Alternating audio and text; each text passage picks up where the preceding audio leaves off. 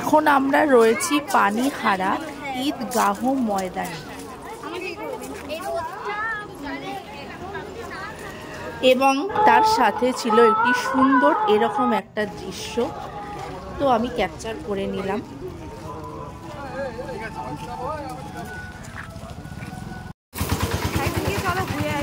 এখানে একটা সুন্দর দিঘি দেখতে পাওয়া যাচ্ছে, মনে হয় যেন চুপটি করে বসে থাকি আর কিচ্ছু।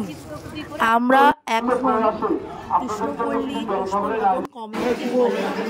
আমরা মিষ্টি প্যাকেট পেয়েছি, লাস্টে রসগোল্লা জিতে গেছি নাকি অনেকগুলো প্যাকেট এখানে।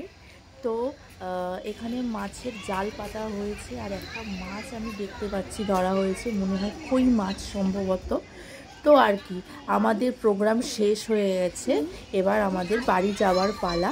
তো দেখা হচ্ছে পরবর্তী ভিডিও।